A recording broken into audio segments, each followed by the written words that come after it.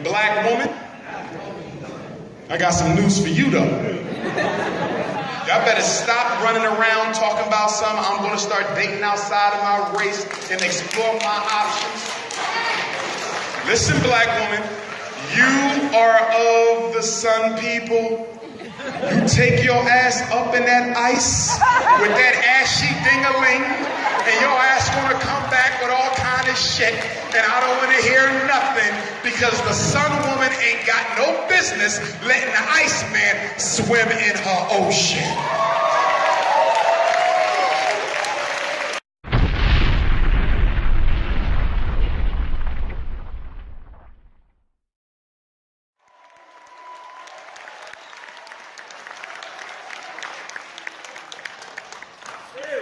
See, this is why I've never been on Oprah.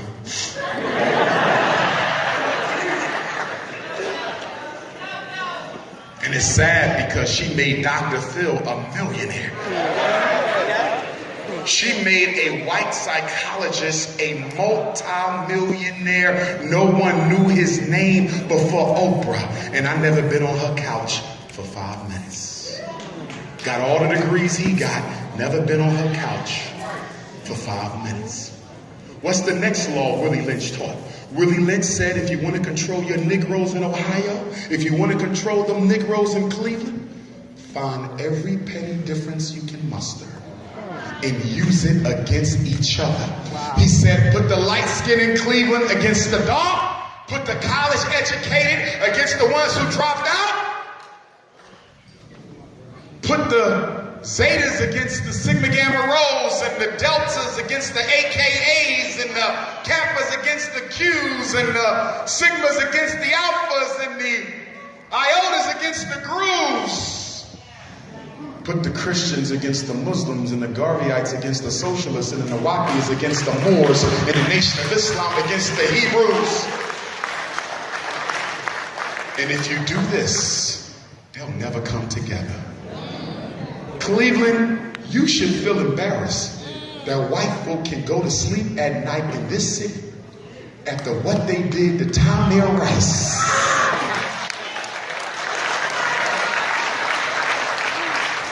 And not only Tamir Rice, but what they do to all of us on a regular basis. How can white America sleep so peacefully with 40 million disgruntled blacks amongst them? How can they sleep without an iota worry of what you might do? I'll tell you how they can sleep. Because they have sown so many petty differences in Cleveland that before you ever get around to fighting them once, you got to fight each other 1,000 times. Brothers and sisters, it's time to put the differences to the side. I will unite with the Moors. I will unite with the Hebrews. I will unite with the Nation of Islam. I will unite with the Christians. I will unite with the Muslims. I will even unite with the vegetarians when y'all stop trying to tell me what the fuck I can eat. Yo, I gotta get security just for the vegetarians. They be at the airport waiting for me. Skinny as hell, weighing 75 pounds. Hey, doc, we gotta talk. No socks on and shit. Doc, come on. What's up? Listen, brother. We love you and all. You know, and yeah, we know you're the prince and all that. But listen, brother, you're not eating right, brother. You got to eat right or you's a hypocrite. I don't care about that Garvey shit. Stop eating meat before I bust a cap in your ass. Yo, they be serious. I'm like, listen, true story. This new year, I said I'm not eating no meat except seafood, fish. And I think I only slipped once because I thought the turkey was greens.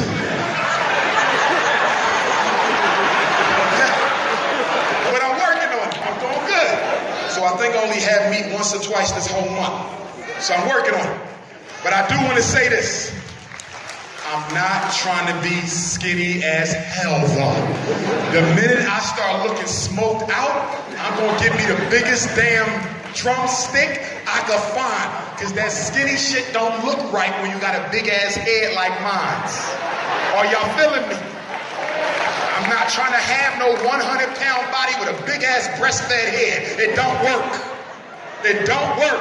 And black women, stop getting them tummy tucks and that lipo thing where they make your stomach small so you can never eat a lot. Because some of y'all sisters don't understand that it don't matter if you small, if it's unattractive. See, if you got a 50-gallon head and you only weigh 110 pounds, that shit ain't cute. It don't, your body gotta match your head size. Tired of seeing black women with this big ass head and a teeny body. You look disproportionate.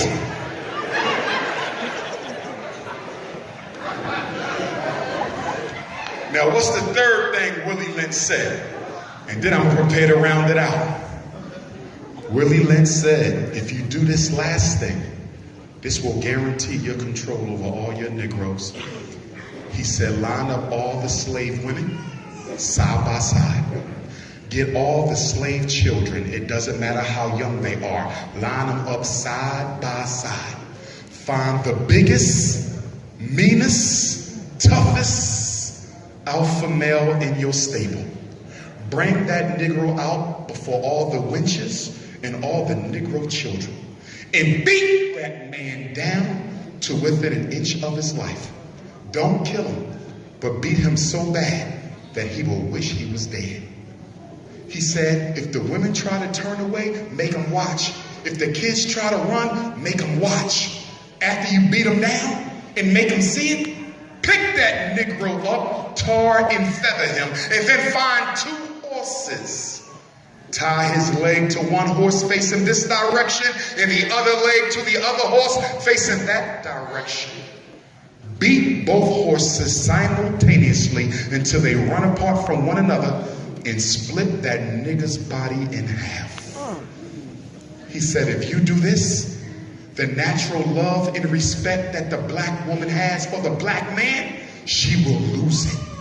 The natural disposition the black woman has to rely on her man for protection, she will become the protection herself.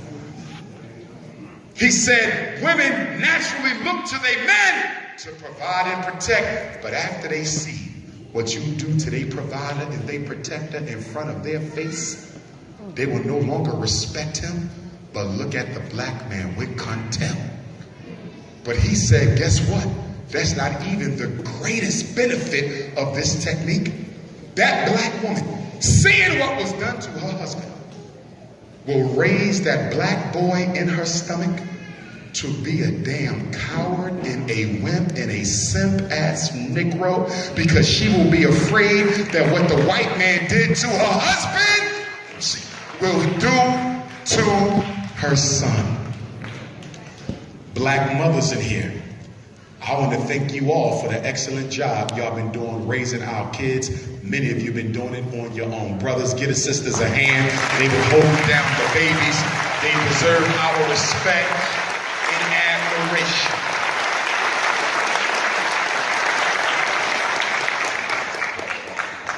However, sister,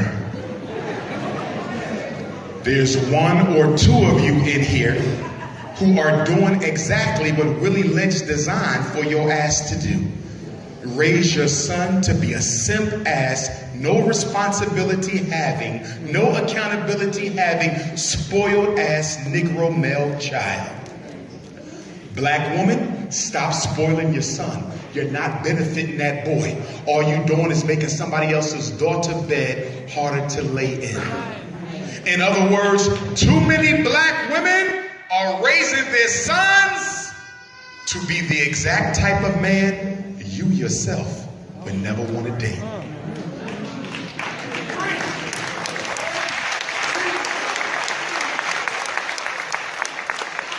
And I got something else to say on that. And this goes to the fathers and the mothers. If you are a custodial parent, you better never let your mouths utter the words to me that you're not taking your child to the prison to see their mother or father because you ain't the reason they got locked up.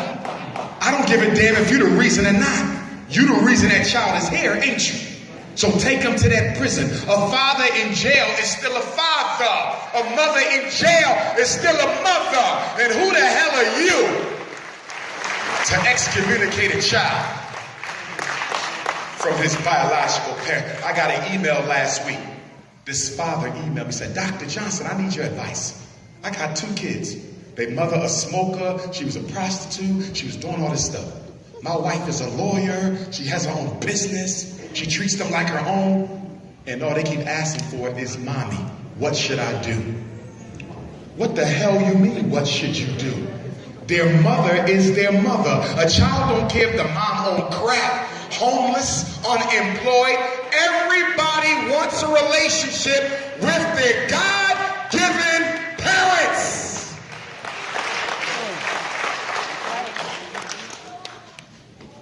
But some of you brothers think if you find a good enough woman, your children will forget about their mom. It'll never happen. Right. Some of you mothers think that if you find a good enough surrogate dad, that the kids will stop looking for their own. Are you crazy?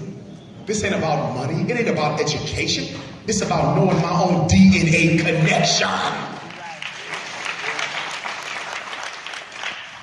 And on that note, we all are responsible for the violence that we're seeing in our neighborhood.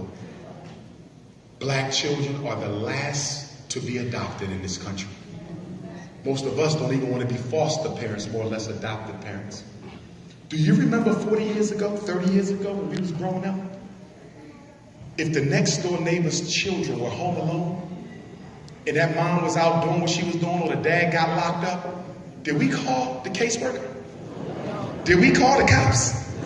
What did grandma do? She would go next door, tell them kids to get their books, get your school clothes, come on over, you staying with us. And sometimes the real parents didn't turn up for another month. Sometimes they didn't turn up for another 3 months. Sometimes they never turned up at all. Did we ever turn them into the damn city? Hell no. Grandma took care of them kids. Grandma could barely take care of the kids she got, but we believed that all the kids were ours. We never told the school. Y'all remember that? Some of y'all was raised like that by a next door neighbor who cared enough about me to not give me to the white man. They raised you, they fed you, they treated you like one of their own. And sometimes the school never even knew that mommy and daddy was out of their life because we didn't believe telling our business to the damn system. What happened to that, Cleveland? Why we don't look out for other people's children no more? Cleveland. Come on. Marcus Garvey said, His Excellency Marcus Messiah Garvey said, the leader of the largest black organization in modern history said that if the black man and woman are not careful, you will drink in all the poison of Western civilization and you will die from the effects of it. They come into our homes and take our kids, and then they give our kids to homosexual white folks to raise.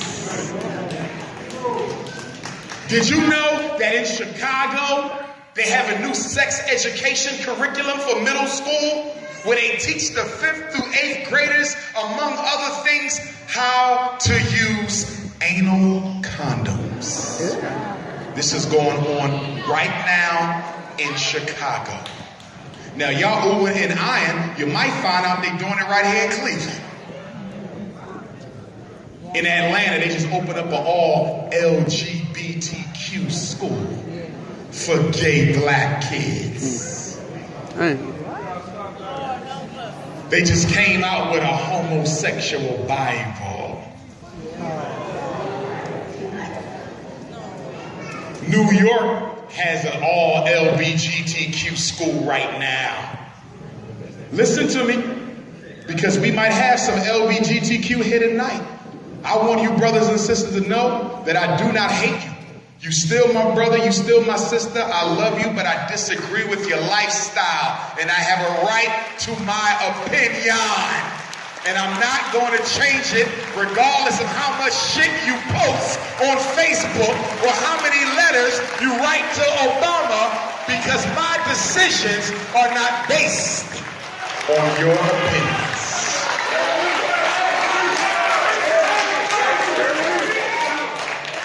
I'm going to tell y'all where all this shit come from.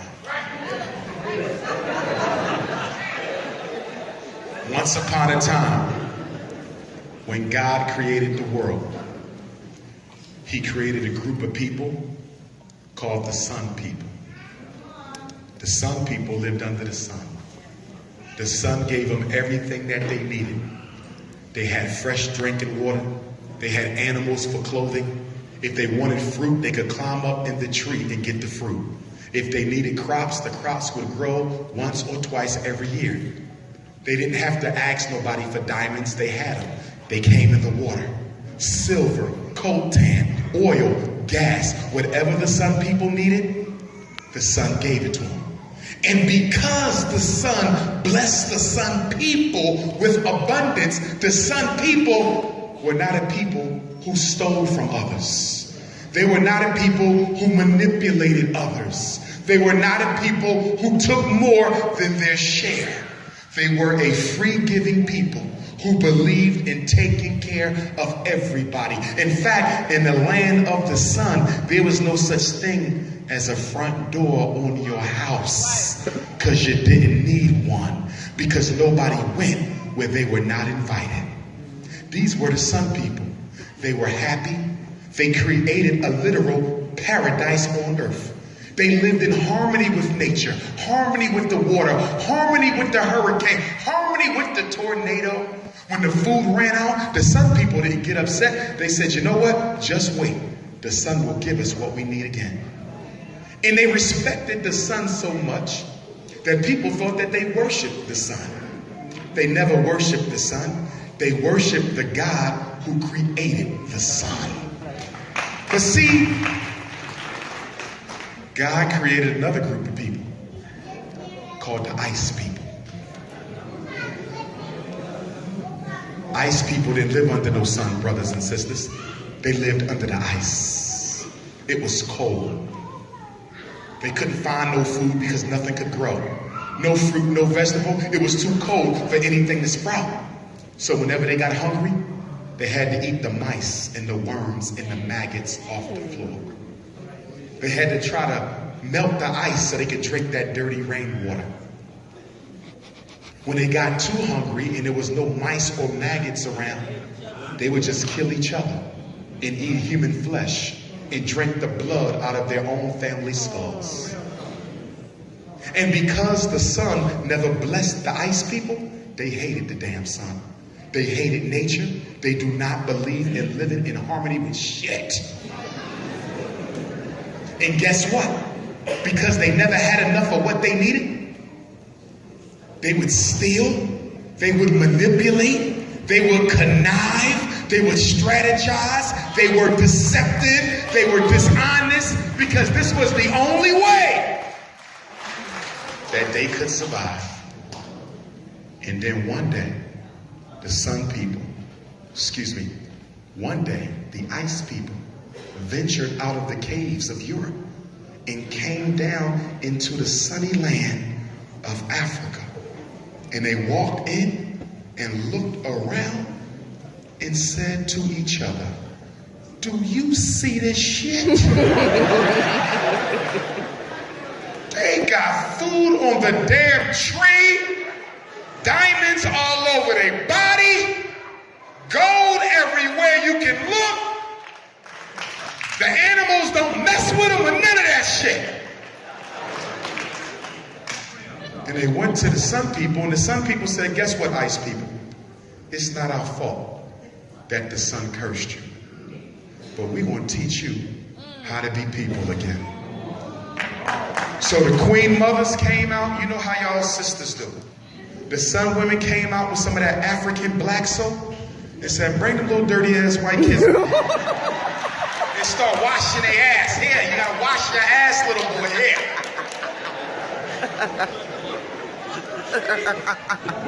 And then you went to the ice women and she had hair growing all under her arm. You said, this shit is ridiculous. You came with you clip that shit. Listen, this is nasty. Cut this shit off and put some deodorant under there. Get some degree or something. And then when the ice woman had their monthly, you don't walk around with that running out of you. There's a way we handle that. Behave like a lady.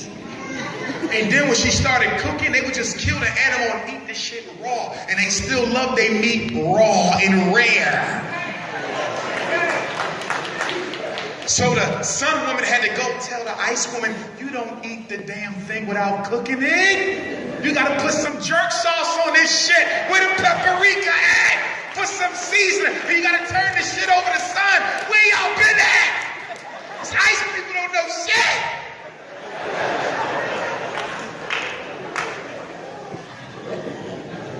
And then after you got them to wash their body with the African black soap, they was all ashy.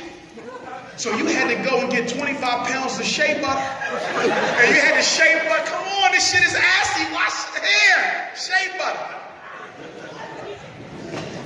But guess what? The more you helped the ice people, the more they hated your ass. Their contempt and animosity grew because they felt you looked down on them when all you was trying to do was help them. And one day they said, we're going to do something about this shit. We're going to take every diamond. We're going to take every ounce of gold. We're going to take every animal and make it our own. See, sun people, we live in harmony with the sun. When a tornado comes, we know it's going to pass. We don't mess with it. Ice people can't leave shit alone.